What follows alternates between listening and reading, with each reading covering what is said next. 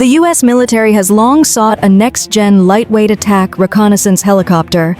Bell's 360 Invictus seemed like the perfect solution, until the program was abruptly canceled. Why? Not due to flaws, but because it may have been too advanced for its era. Developed under the Future Vertical Lift (FVL) program, the Invictus was meant to replace the aging AH-58D Kiowa Warrior. Its sleek, stealth-inspired design drew comparisons to the canceled RAH-66 Comanche. This helicopter was designed to be a ghost in the sky, with a smooth composite fuselage and retractable weapons bays. Fly-by-wire controls make it agile, cruising at 180+ knots. It outpaces the AH-64 Apache with ease. Armed with a 20mm Gatling gun and Hellfire missiles, its internal bays reduce drag for stealth and speed. But in 2024, the U.S. Army canceled the FARA program. Drones, cheaper and effective, took its place after lessons from Ukraine.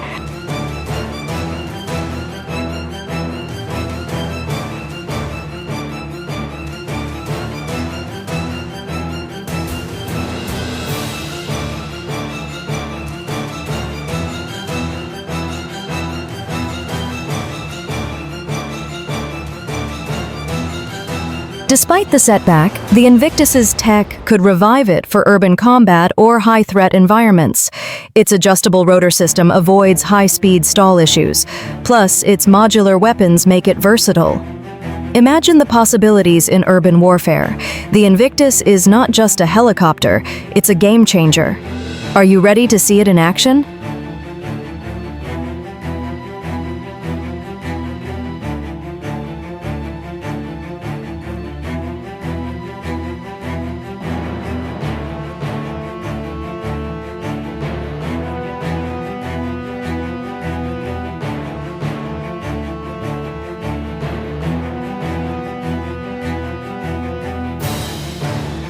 Let's talk about the future of supersonic travel.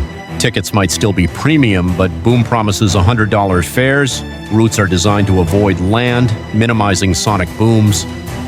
Concorde's retirement left a void in 2003.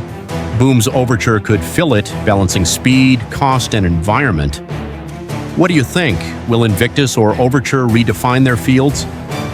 Comment below. Like and subscribe for more on cutting-edge military tech.